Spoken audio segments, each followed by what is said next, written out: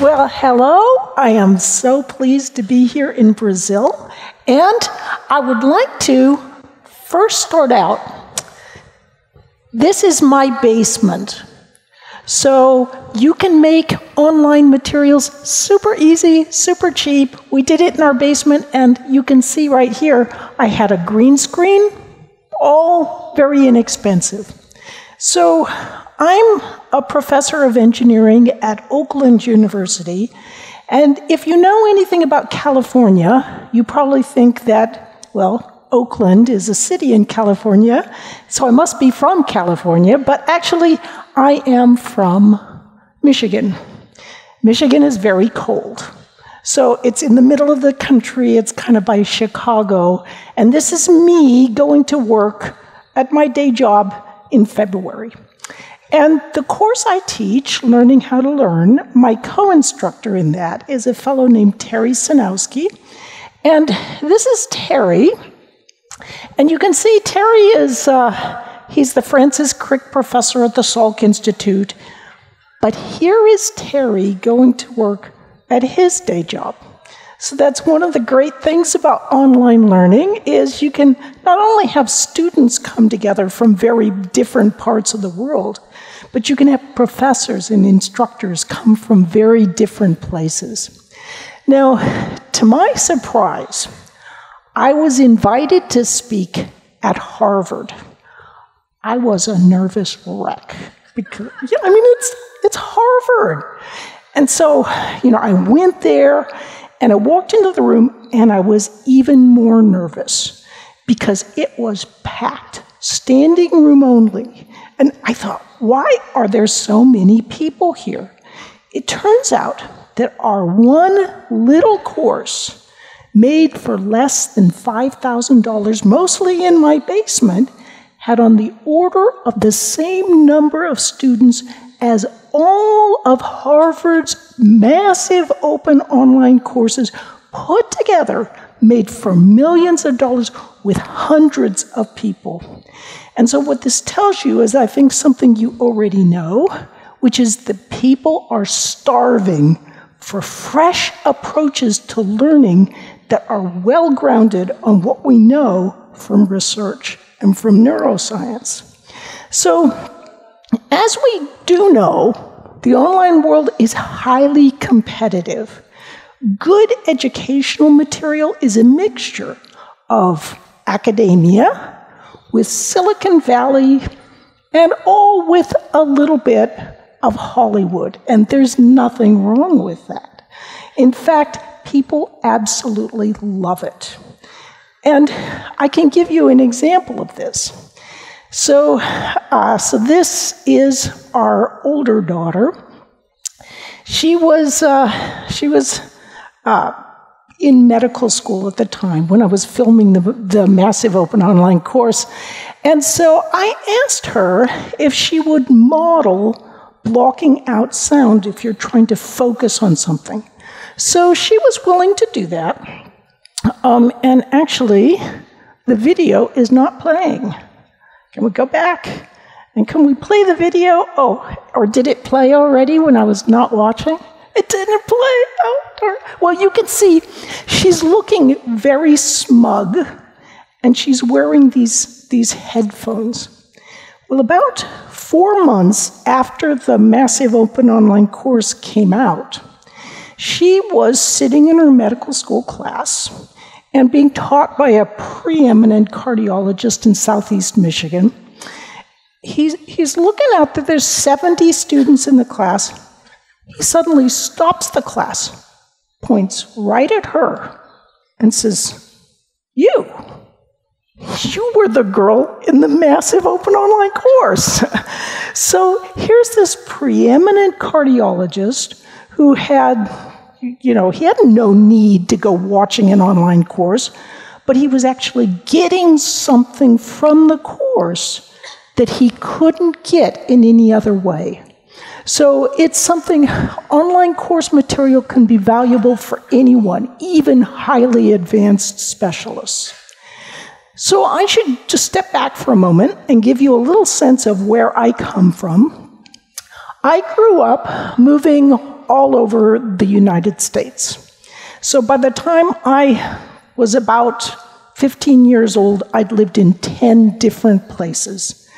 Now, if you're growing up and moving, that's not really a problem except for one thing. Math is incredibly sequential, and if you fall off anywhere along the way, it can be very hard to get back on. Well, when I was about 7 years old, we moved from, let's see if I can show this, Lubbock, Texas, to Chelmsford, Massachusetts. They were suddenly way far ahead of me in the multiplication tables. So what did I do?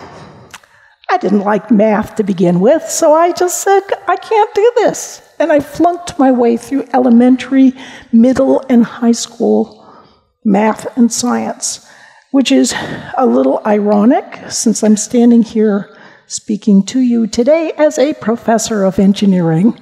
And I'm the real deal. I publish in top journals. I'm a fellow of top engineering societies. One day, one of my students found out about my sordid past as a math flunky. And he said, how'd you do it? How'd you change your brain? And I thought, how did I do that? I mean, here I was, this little kid, and I love this picture of me because it is the last cute picture of me. But I loved animals and knitting and weaving and all those kinds of things. And I thought, what can I do when I grow up? I mean, I couldn't obviously do anything technical or analytical. So I thought, I'd like to learn another language. And so the thing is, I couldn't afford to go to college. It wasn't very easy back then to learn another language. But I found out there was one way to learn another language and actually get paid for it. And that was to join the Army. So there you see me. I'm looking rather nervous, about to throw a hand grenade. And if you knew how clumsy I actually am, you would know why I look so nervous. But I did learn another language. I sort of, at random, I picked Russian. I should have picked Portuguese. But I learned Russian. I ended up working out on Soviet trawlers up in the Bering Sea. And I just loved having adventures and seeing life through new perspectives. So I also ended up at the South Pole Station in Antarctica, and that's where I met my husband. And I say I had to go to the end of the earth to meet that man. But I did, there was one thing that was kind of strange. I'd done everything they told me to do. I had followed my passion, and I'd learned a new language, and then suddenly I found out that recruiters were not knocking at my door saying, we have got to have your Slavic languages and literature skills. And in fact, I remembered, though, that the West Point engineers that I had worked with when I was in the Army, they had these textbooks, and they had these weird equations on them, looked sort of like a foreign language. And I thought, now wait a minute, aren't I supposed to be open to new adventures and learning new perspectives? Why don't I see if I can change my brain and learn how to learn in math and science? And so at age 26, I got out of the service, went back, started with remedial high school algebra, and slowly began working my way upwards. And it was not easy. But if I'd known then what I know now about how to learn effectively, I could have made it so much easier on myself. Now, back when that student asked the question, how did you change your brain? I wrote him a little email, and then I thought, I like to write books. Why don't I write a book about this? So I put together a manuscript, and then I found out the name and emails of thousands of top teaching professors in the United States and Canada and England. And I emailed all of these thousands of professors and said, I put together this manuscript about how to learn effectively, and would you be willing to take a look at it? Shocking percentages of them said, sure, I'd be glad to take a look. And so I sent this manuscript out. People would give me all this feedback, and at the end of their emails, really often, I'd get the same little message. They'd say, I use one secret in my teaching that is really awesomely powerful, but I usually never tell the other professors about it because they make fun of me. And what was that secret? It was kind of like a shared secret handshake. It was the use of metaphor and analogy. So we'll just call that metaphor now. So metaphors are an extremely powerful way of conveying ideas. For example, for you to learn how water flows is a very difficult thing. You think, water flows, I know all about that. But that's because when you were a baby, you were really you were learning and playing with water to begin to understand how it flows. So if you have the concept of how water flows, and you use that as a metaphor for how electrical current flows, you can learn how electrical current flows much more quickly. Now, is it positive particles going this way or electrons going the other way? At a quantum level, it all breaks down. But the thing is about metaphors, you get a good metaphor, and when it breaks down, you just throw it away and get a new metaphor. It serves as a scaffold to get people onto the ideas that you're trying to learn. Now, I reached out to top neuroscientists, top cognitive psychologists. I myself have taught and done research in both engineering and engineering education for decades. And so what I'm going to share with you is some of the best of what I've found about how we learn effectively and how to convey that information online. So the brain, as we know, is enormously complicated. But fortunately, we can break the way it works into two fundamentally different modes. The first I'll call focused mode. And focused is just what it sounds like. You're focusing on the screen or on me, and it's all you have to do is kind of turn your focus on, and it's there.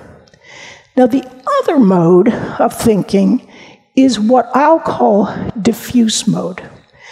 And that's more like you're standing in the shower. I mean, thoughts are coming to you, but they're not really, it's not like you're focusing on one thing. Your thoughts are kind of darting in and out. Maybe the same thing is happening when you're going for a walk, riding on a bus, falling asleep. You're not focusing on one thing. You're just kind of thinking, but more random kind of thoughts. Now, of these two modes, the focused mode that's often called by psychologists the task-positive network. Diffuse mode is the task-negative network, or neuroscientists refer to that as the default mode network. Now, to better understand these two modes, we're going to use what? Yay! I heard it. Okay. And the metaphor that we're going to use is that of a pinball machine. Now, if you're of a certain age, you remember how pinball machines work. But if you're not, the way they work is you pull back on that plunger, and a ball goes bouncing around. And that's how you get points. So what we're going to do is we're going to take this pinball machine, and we're going to put it right on the human brain. Are you ready for it? Okay, here we go. Okay, so there we go, the pinball machine on the brain. Now, what happens, this is an analogy for the focused mode of thinking. And you can tell, see how close together those rubber bumpers are, those blue round things. So focus mode is like a tight little network. And you often have patterns that are already there by virtue of the fact that you've already learned that information. So for example, let's say you've already learned what a metaphor is. Well, you have a pattern for a metaphor, and it's hooked into lots of other different patterns, examples of metaphors. Or let's say I asked you to multiply 22 times 47. So you might get out a piece of paper and multiply it, or you might even be able to do it in your head. And that's what happens when you follow that pattern and do the multiplication. But what if you know multiplication, but let's say you've never encountered division before? How do you, I mean, it's almost like it is a pattern, like that darker pattern, that you haven't encountered it. I mean, you haven't even put it there before. How do you put it there? How do you access it? How do you use it? How do you learn something completely new? It turns out that what you do is when you're learning something new, you begin working with it, you're working away, and you can't help it. You automatically revert to the old patterns, the patterns you already know. And as you do that, you can't solve the problem or understand the new concept because you're using the wrong pathways in your brain. So what happens? You're trying to learn, let's say you're trying to do this new division problem or this new problem involving derivatives in calculus or whatever you're doing. You try, and finally you get frustrated. You can't do it. You cannot do it. So what do? You close the book, you walk away, and as your focus gets on something else, let's say you go to dinner, and maybe you even go to sleep for the night. You wake up, and you come back. Haven't you had this happen to you? It's like a miracle. You look at it, and suddenly it makes sense. And that's because when you walked away, you opened up this very different mode of thinking, the diffuse mode. And in that mode, your thoughts can range very broadly. So you can't focus intently as you can in the focused mode, but you can at least get to that new perspective you need to be able to understand a problem or handle a new concept. Now, learning involves going back and forth between these two modes. So when you're presenting something difficult, you want to give your students a little bit of an opportunity to take a break and do something else. You cannot be in both modes at the same time unless you are taking certain forms of mushrooms, and I'm not advocating that here.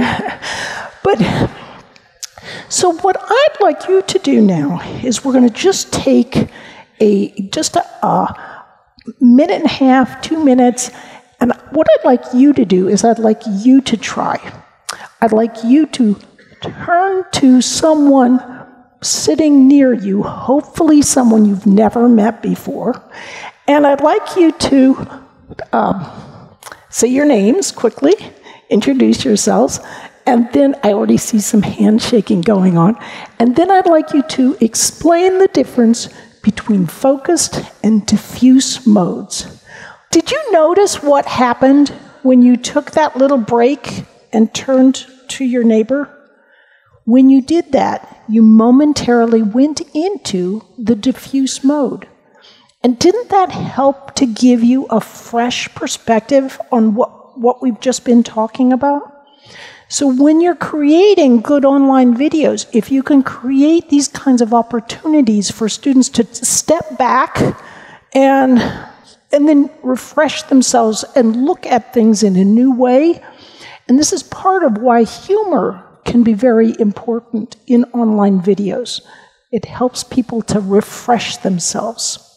So what we're going to do now, we're going to move into one of the brain's fundamental, most important building blocks, and that is the neuron. There's about 100 billion of them in your brain.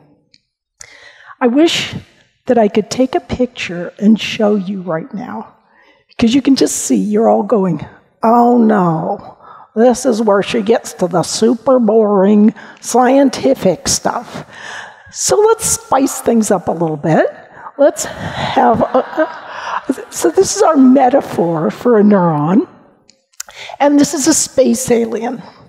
And the space alien, well, it's got 3 legs. So those legs are called dendrites. On the legs, there's lots of toes.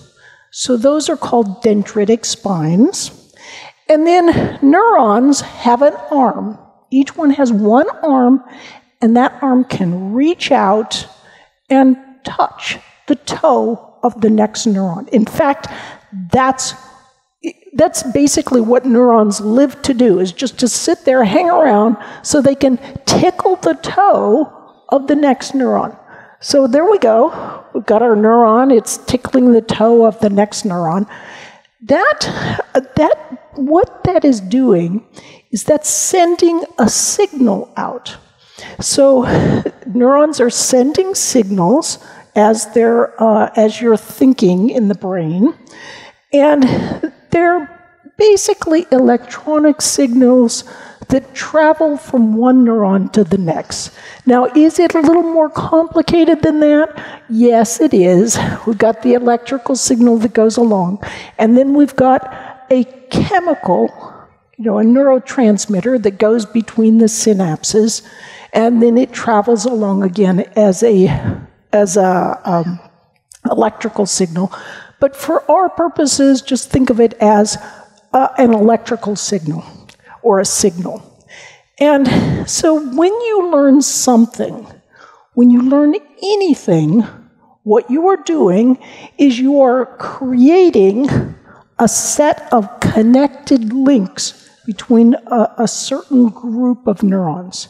Now here I have 5 neurons that connect together, and that might be, in reality it's a lot more, but we can imagine that is, you've connected these neurons together because you've learned a guitar chord, or you might learn how to conjugate a verb in Spanish, or a certain movement in dance, or a mathematical operation.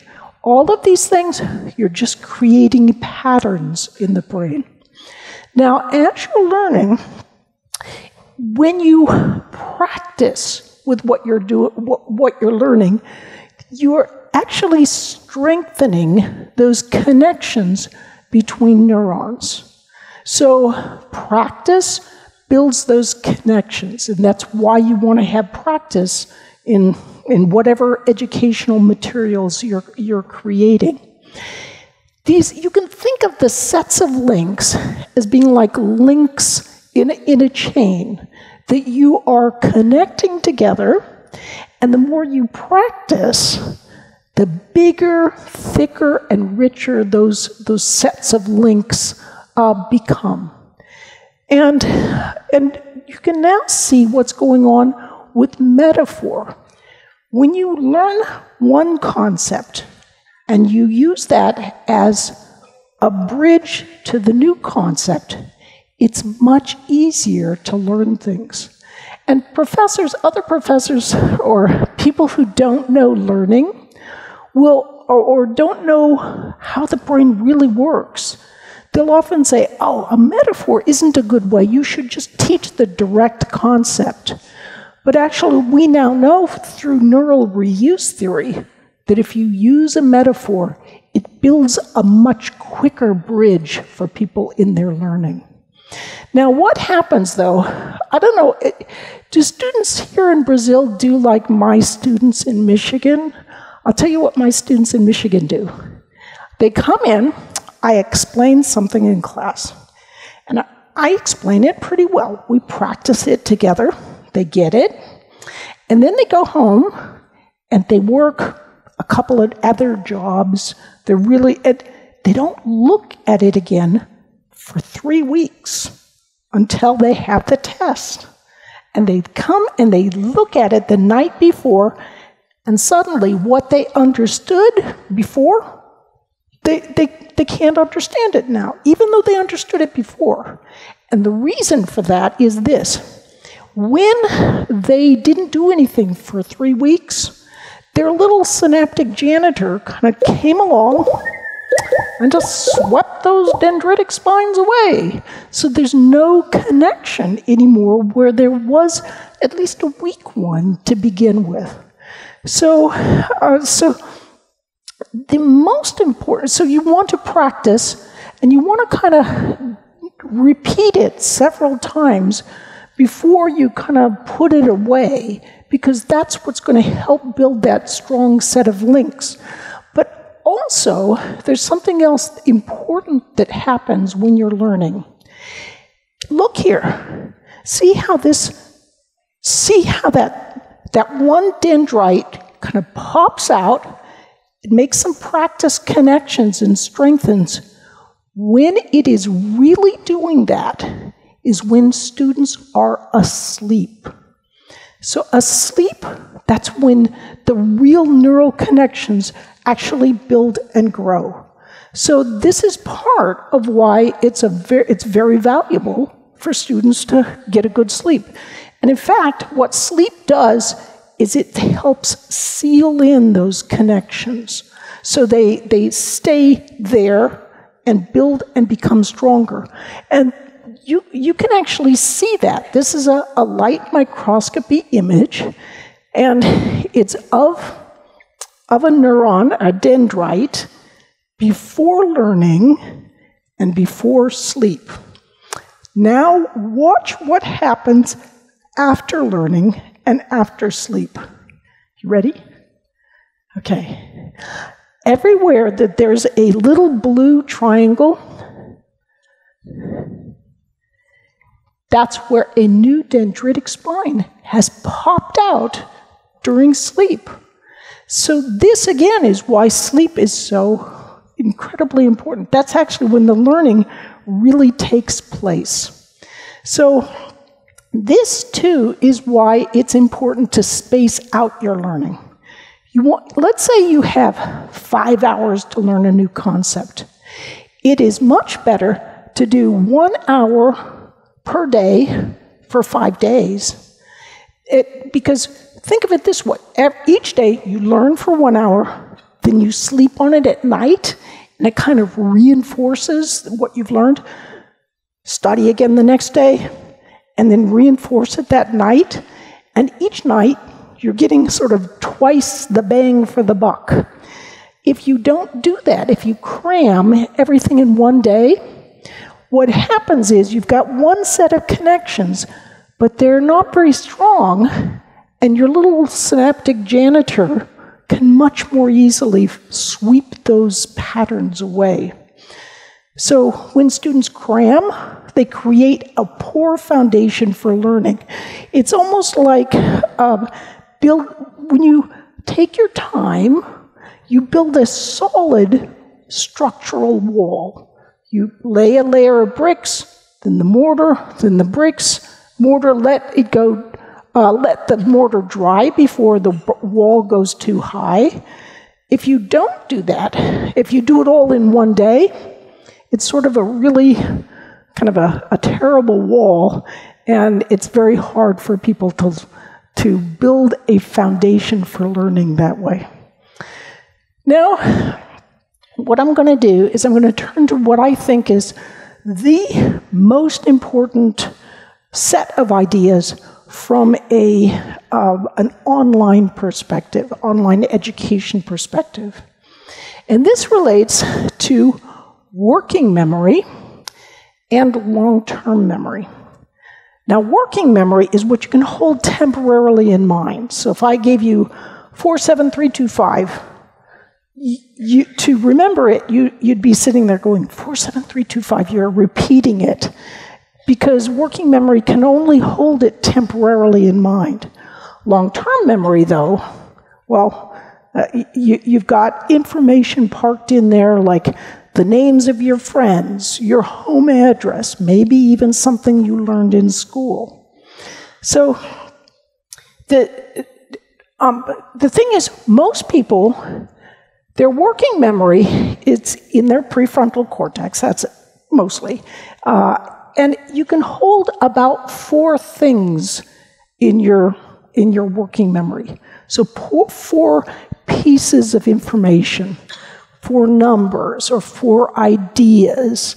And what happens, you can kind of see that right here. You can think of the working memory as kind of like this octopus, and it's got 4 arms.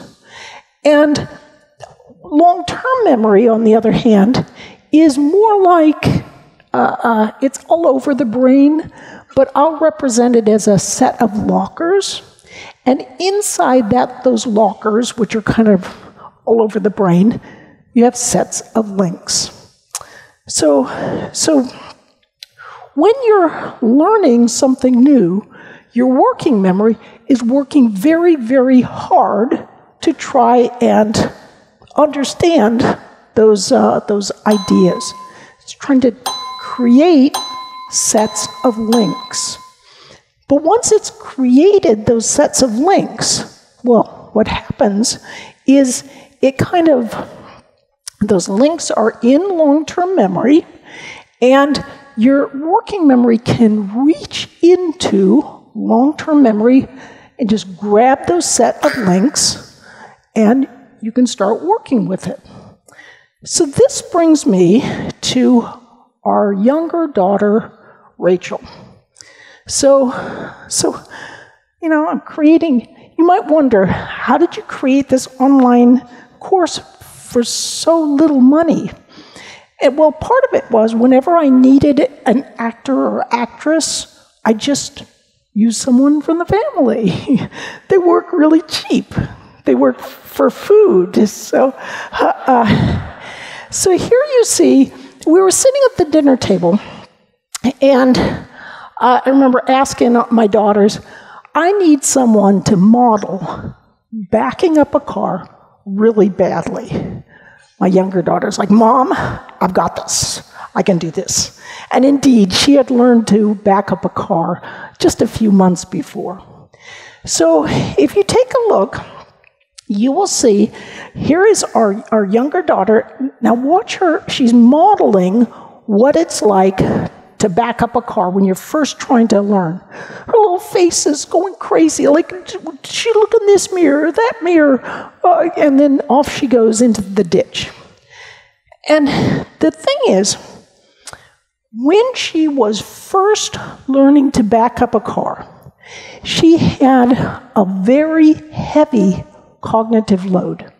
So she's trying to put together all this information, and she doesn't have any arms of her attentional octopus free. But once she learned how to back up a car, oops, no, sorry about that. Once she learned how to do that, then all she has to do is think, I want to back up the car. She grabs this set of links. She's got a light cognitive load, and in fact, other arms of her attentional octopus are free. So she can adjust the radio, or maybe see what song is playing, see if her seatbelts are fastened, whatever. So it's once you have learned something well, it creates this nice set of links in long-term memory. And it is like that for anything. It's not just backing up a car. It's learning a foreign language. It's learning in math and science, learning how to do something physical. Whatever you're doing, what you're really doing is you've created sets of links by virtue of your practice, and then your working memory can say, oh yeah, that's how I conjugate this verb. Oh, and I put it in the sentence like this, and I connect it together with this other idea. It's very easy to do when you've created these sets of links in long-term memory. If you don't do that, what happens is your working memory, you sit down and look at something, and it doesn't make sense because you don't have those sets of links to draw on. So when I have students sometimes come to me and say, I suffer from terrible test anxiety, actually, sometimes it's not test anxiety. It's that they haven't studied, and when they look at the test for the first time, they get all anxious. Of course they get anxious, because they haven't created those sets of neural links. Experts of all kinds, their common factor is they've created lots and lots of sets of neural links. So now that we've got this background on working memory, I want to switch over and talk about how this applies to creating really good online materials. Now, if you look, one of the classic theorists in online learning is Richard Meyer, who has done something called Multimedia Theory. And Multimedia Theory says that your working memory essentially has two different parts, at least from our perspective, thinking about it from creating online learning materials. One arm, or one or two arms, relate to learning something or relate to your visual input. The other relates to audio input. And the great thing about online learning is you can have visual at the same time that you're hearing something, and it's easier to get more information into working memory that way. It's multimedia. If you just sat there using your voice, or just sat there using visual things, it's not nearly as powerful as both put together. So this is Richard Meyer's multimedia principles. Don't worry, I'm not going to go through them all, but these are the ones that more or less apply to creating good online materials. So also I have a paper with Terry Sinowski in the NPJ Science of Learning. And it goes through all of this information and much more. But I think what's quite interesting, I see this violated all the time in courses from top-notch universities. For example, introduce complex material gradually. Did you notice when I was speaking here, I would introduce an idea, and then I'd build on it, but I wouldn't put a big, complex set of visuals on the screen all at once. But a lot of times, what I'll see is some big textbook-like illustration. Never do that. Piece by piece by piece, that's what you want to be doing. Let's see. Online agents should display human-like gestures and movements. Here's the problem with this. When you have a person standing in front of a green screen, like that one that I showed at the very beginning, so it's just them and the green screen, and then you'll have a person that's standing there talking like this, and things will come up beside them, and they might say something like, as you can see on the visual on the left here, and it's not human-like. So you want to have people, educators, who are able to mimic being human-like in the very unnatural situation that you're in when you're in a studio.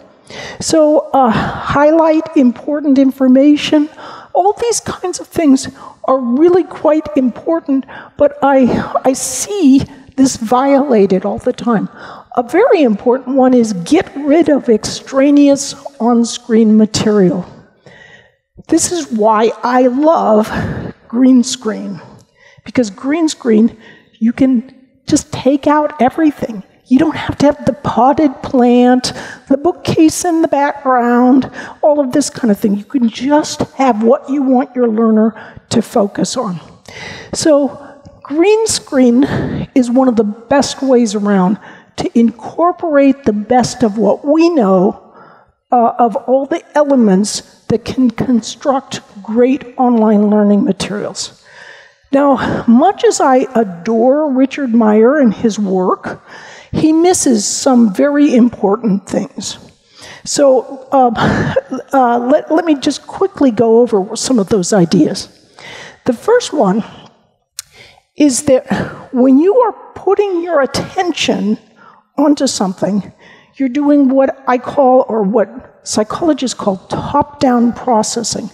You are consciously putting your attention onto the material. And that's tiring.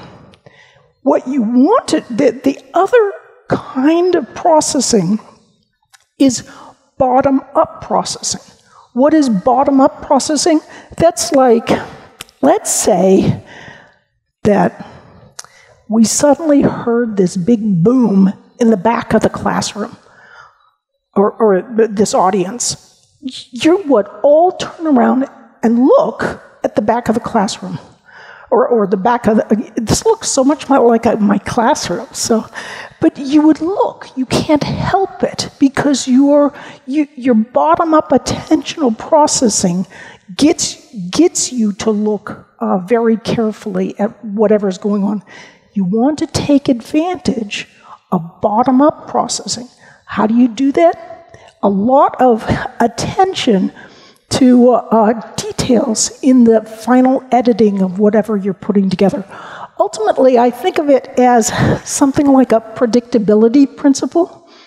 If you have a professor or a teacher that's standing there and talking too long without something interesting or different going on, people will tune out. They'll start looking at something different.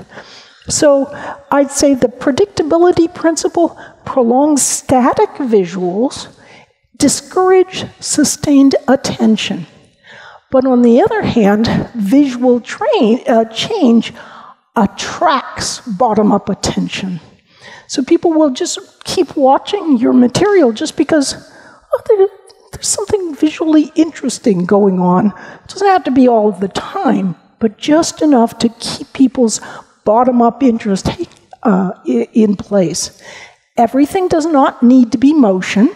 I mean, the brain is built to detect motion. Have you ever tried to point out a bird in a tree to someone? They cannot see it until it moves. As soon as it moves, grabs your attention. So that motion is important, but you don't have to have everything moving all the time because that'll drive people crazy too. It's an art to create good online materials, and knowing when to use that bit of motion to attract attention is really an art. Remember that a person standing and speaking in front of the screen and moving their hands is not motion. That doesn't count because it's too predictable. They're going to move. They're mostly doing the same thing. You need to have something a little bit more unpredictable. So how can you do that? You might have a person standing full body and something on the side of the screen, and then you can change things up, switch the body. Don't always just have the body on one side and stuff on the other side. That just gets too predictable. So maybe after a few minutes, switch around a little bit. Or, of course, you can move them to the middle. Now, notice what I just did there. So here I have a full body person, And then I suddenly have a half-body person. That is looming motion.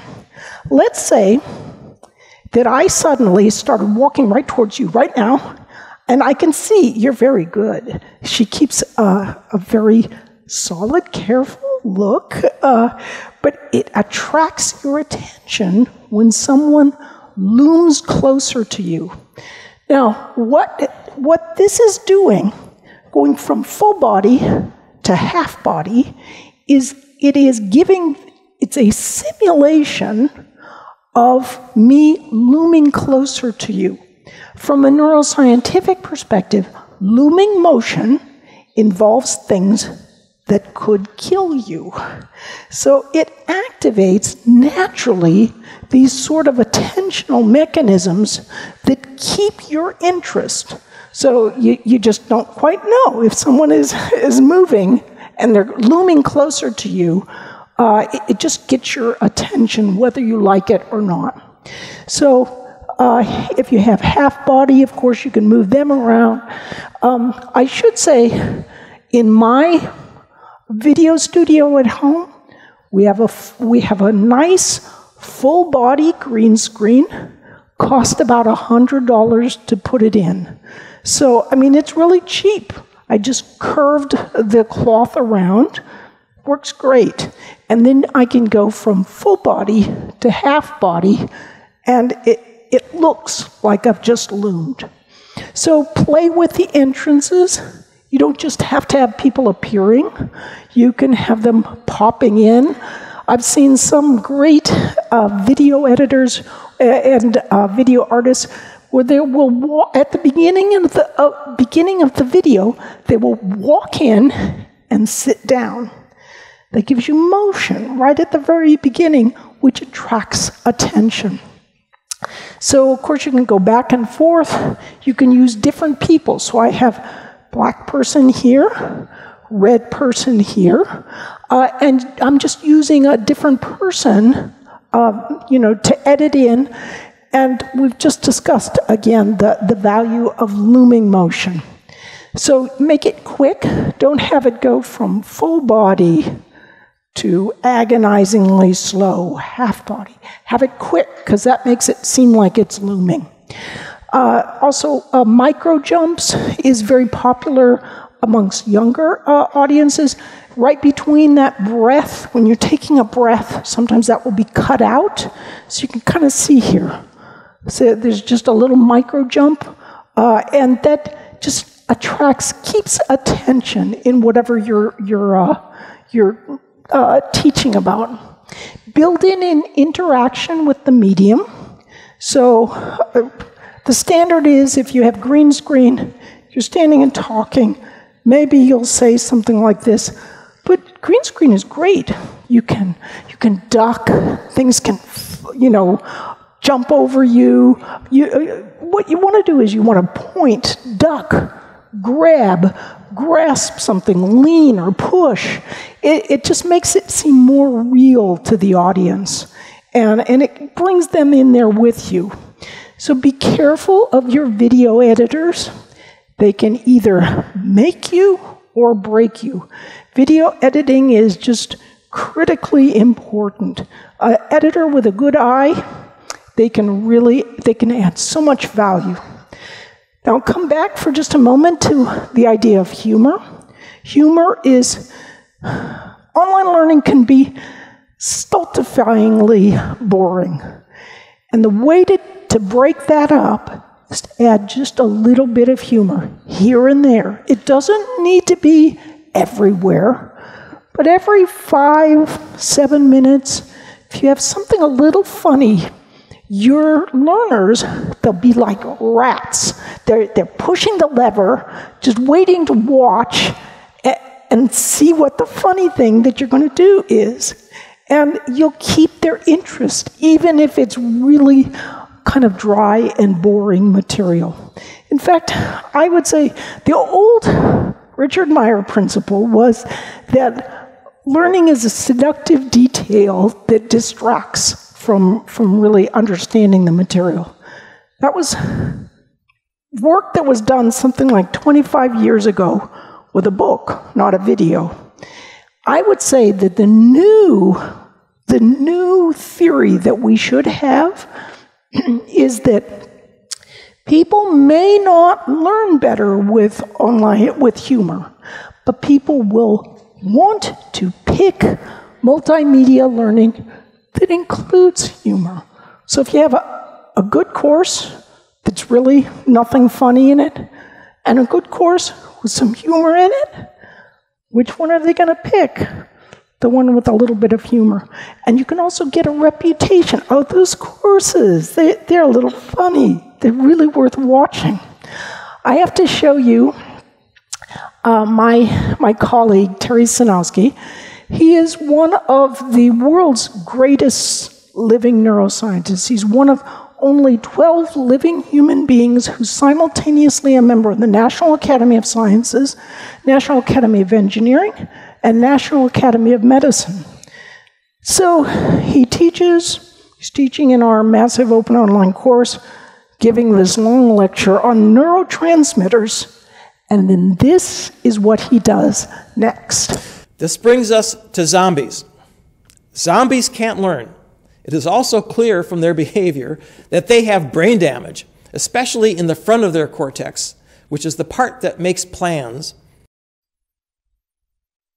With Terry, he doesn't just sit on his pedestal with, I am this brilliant neuroscientist, even though he is. He adds in some kind of fun humor, and it really breaks things up, and it makes him a much more friendly and approachable instructor, which is pretty amazing, seeing as how he is really quite something in the world of neuroscientists. Now, one thing I think we discussed earlier is people often believe you should have short videos. Nope. Research has shown that 6 minutes, you don't need 6 minutes. In fact, 20, 25 minutes, I was just talking to a video editor from Crash Course on YouTube, and YouTube was looking for longer materials, 20, 25 minutes, because people want that. And indeed, it's really difficult to convey some information in 5 minutes. Sometimes I'll tell university professors, or they'll hear, you should have 5-minute videos. So they'll make a 1-hour video. No, they'll cut it into 5-minute videos and then present each one of those. That's not really creating good 5-minute videos. A video has a beginning and end, but it's nice to know that you can create longer videos that have the beginning and the end, but tell a story, even if it's something like that you're teaching about entropy, thermodynamics. Now, as I'm wrapping up here, I would be less than honest with you if I didn't say that there is a downside to online learning and online education, and that is the fan letters. So if that's the worst that can happen, that's an amazing thing. In fact, we are at the ground floor right now of a learning revolution. What are you waiting for? Thank you so much.